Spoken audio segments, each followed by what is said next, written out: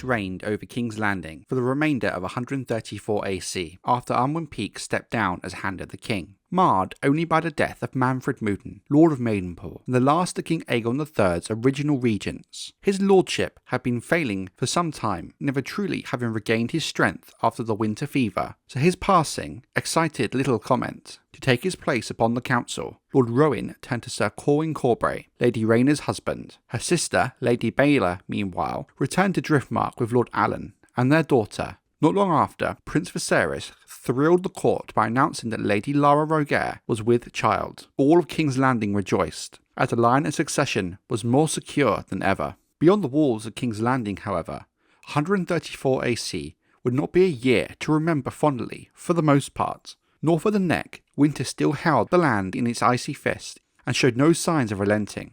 At Barraton, Lord Dustin closed his gates as hundreds of starving villagers gathered beneath his walls. White Harbour fared somewhat better, for its port allowed food to be brought in from the south. Prices rose so high that good men began to sell themselves into bondage to slave traders from across the narrow sea, so their wives and children might eat for a week or two, whilst worse men sold their wives and children and used the funds to cross the narrow sea themselves, in hope of escaping from the cold. Even in the winter town, beneath the tall walls of Winterfell, the Northmen fell to eating dying horses. Cold and hunger carried off a third of the already dwindling Night's Watch, and when thousands of wildlings walked across the frozen sea east of the wall, hundreds more of the Black Brothers perished in battle. In the Iron Islands, a savage struggle for power followed upon the death of the Red Kraken. His 3 sisters and the men they had married seized Torrhen Greyjoy, the boy upon the sea stone chair, and put his mother to death, whilst his cousins joined with the Lords of Harlaw and Blacktide to raise up Torrhen's half-brother, Roderick, and the men of Great Wick rallied to a pretender called Sam Salt,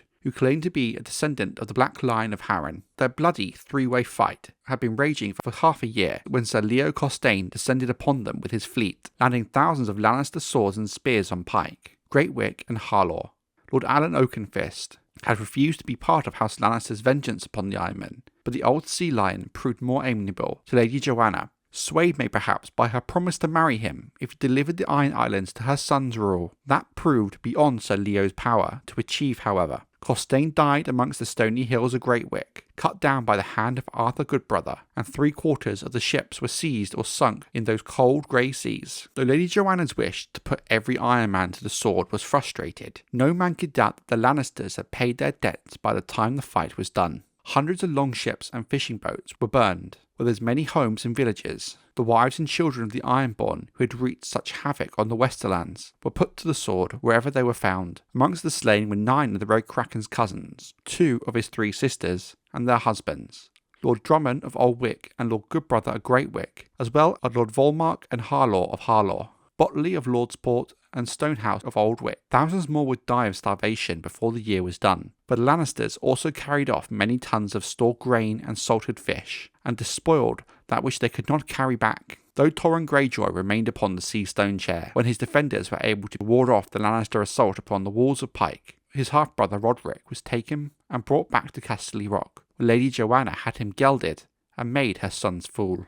Across the width of Westeros in the Vale, another struggle for succession broke out, late in the year 134, when Lady Jane Arryn, the Maiden of the Vale, died at Goldtown of a cold that had settled in her chest. 40 years of age, she perished in the mother house of Maris, on its stony island in the harbour of Goldtown, wrapped in the arms of Jessamine Dreadford, her dear companion. On her deathbed, her ladyship dictated a last testament, naming her cousin Sir Joffrey Arryn as her heir. Sir Joffrey had served her loyally for the past 10 years as Knight of the Bloody Gate, defending the Vale against savage wildlings of the hills. Sir Joffrey was only a 4th cousin by degree, however, far closer by blood with Lady Jane's first cousin, Sir Arnold Arryn, who had twice attempted to depose her.